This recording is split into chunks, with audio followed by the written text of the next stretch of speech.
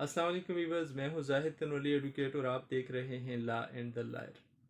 Law and the lawyer basically awareness کی خاطر، legal awareness کی خاطر ہم نے ویڈیوز کا سلسلہ شروع کیا ہے جن میں ہم ڈسکس کرتے ہیں ان قوانین کو جن کا براہ راست تعلق پاکستان کے شہریوں سے ہے، یا وہ قانونی ایشوز جن کا سامنا پاکستان کے شہری آئے روز کرتے ہیں۔ آج کی ویڈیو میں بھی ایک بہت ہی اہم موضوع پہ بحث ہوگی۔ وہ موضوع ہے وراثت، میراث، علم میراث، وراثتی حقوق۔ وراثت ہے کیا؟ وراثت کس کو مل سکتی ہے؟ اور وراثت تقسیم ہونے کا عمل کب شروع ہوتا ہے؟ اور اگر کسی لیگل ہیئر کو، وارث کو، اس کے وراثتی حق سے محروم رکھا گیا ہو تو وہ کیا قانونی چارہ جوئی کر کے، کس قانون کو حرکت میں لا کے اپنا شرعی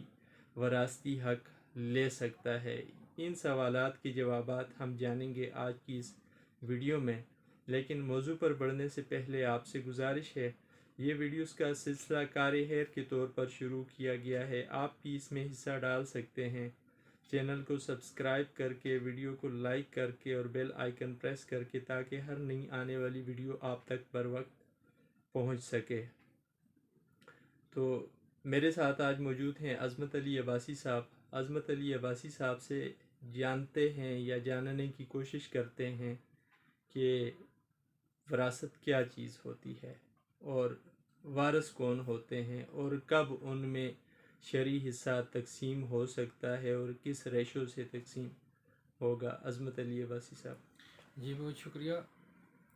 بیسیکلی وراثت کا مطلب یہ ہے کہ کوئی بھی شخص جب فوت ہوتا ہے تو وہ اپنے نام پر کوئی منقولہ یا غیر منقولہ یا دونوں جائیدادیں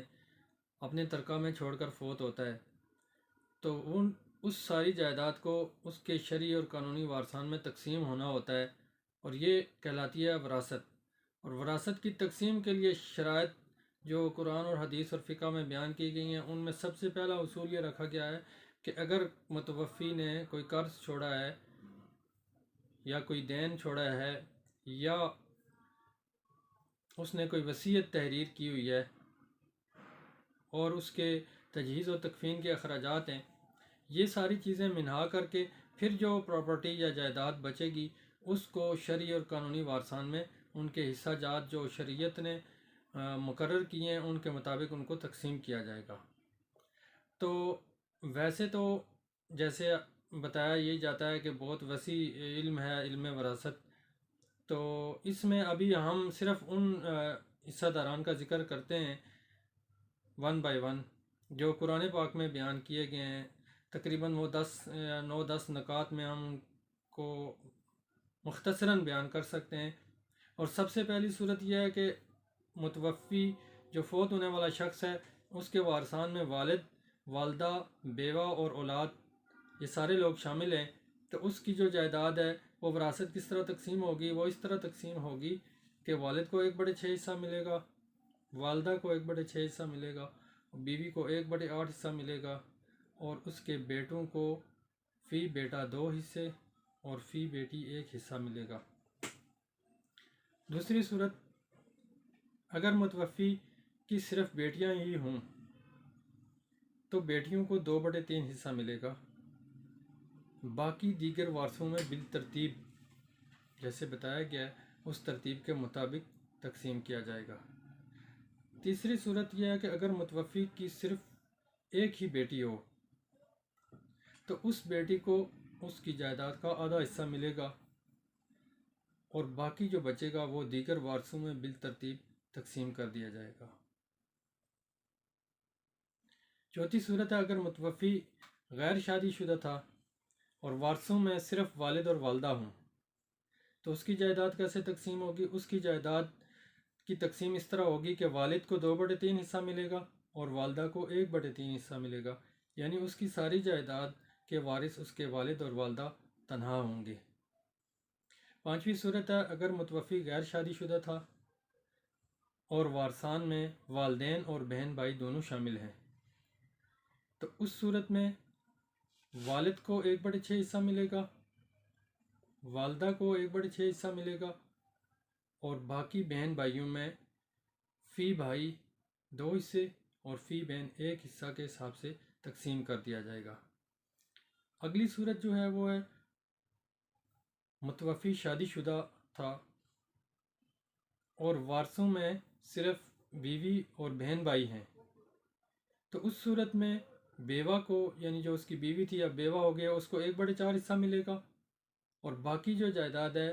بہن بھائیوں میں تقسیم ہو جائے گی اور فی بھائی 2 حصے ملیں گے اور فی بہن 1 حصہ ملے گا۔ اس سے اگلی جو صورت بیان کی گئی ہے وہ یہ ہے کہ متوفی شادی شدہ تھا اور وارثوں میں بیوی اور اولاد دونوں ہیں، تو اس صورت میں بیوہ کو 1/8 حصہ ملے گا اور باقی اس کے فی بیٹے کو 2 حصے اور فی بیٹی کو 1 حصہ اس حساب سے تقسیم کی جائے گی۔ اس سے اگلی جو صورت بیان کی گئی ہے وہ متوفی جو ہے وہ بیوی ہو، یعنی بیوی فوت ہونے والی ہے اور اس کے وارثوں میں خاوند ہے اور اولاد نہیں ہے،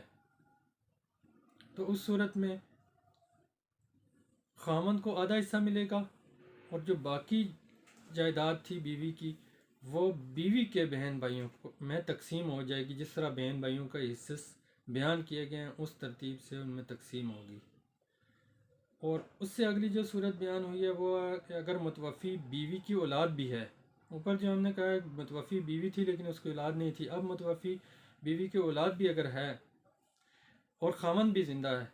تو اس صورت میں خاوند کو 1/4 حصہ ملے گا اور باقی جو جائیداد ہے وہ فی بیٹا 2 حصے اور فی بیٹی 1 حصہ تقسیم کر دیا جائے گا۔ اور سب سے آخر میں جو صورت آ رہی ہے وہ متوفی یا متوفیہ دونوں اگر کلالہ ہوں، یعنی ان کے والدین بھی حیات نہ ہوں اور ان کی اولاد بھی نہ ہو، یا آپ کہہ سکتے ہیں کہ ان کی بیوی یا خاوند بھی نہ ہوں، صرف بہن بھائی ہوں، تو وہ جائیداد جو ہے وہ صرف اس کے تمام جائیداد اس کی بہن بھائیوں میں تقسیم کر دی جائے گی، جس طرح فی بہن کو 1 حصہ اور فی بھائی کو 2 حصے، جس طرح اوپر ترتیب بیان کی گئی ہے۔ ٹھیک ہو گیا عظمت علی بھائی صاحب۔ اب ہم بات کرتے ہیں کہ اگر کسی وارث کو خاص طور پہ کسی عورت کو جب اس کے کسی وراثتی حق سے محروم رکھا گیا ہو تو اس کے پاس کیا ریمیڈی ہوتی ہے، وہ کون سے قانون کو حرکت میں لا کر اپنے شرعی حصے کو لے سکتی ہے؟ اگر اس عورت کے قبضے میں کچھ پراپرٹی ہے، باقی کا حصہ اس کے پاس نہیں ہے، تو پھر وہ کیا کرے گی؟ جی، یہ 2 صورتیں آپ نے بیان کی ہیں اور 2 ریمیڈیز قانون دے رہا ہے اب ایسی عورتوں کو جن کو وراثت سے محروم رکھا جا رہا ہے یا جن کو وراثت میں حصہ نہیں دیا جا رہا۔ تو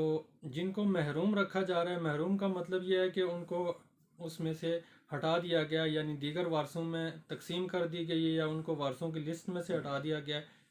تو اس کے لیے اب پاکستان پینل کوڈ یعنی تعزیرات پاکستان میں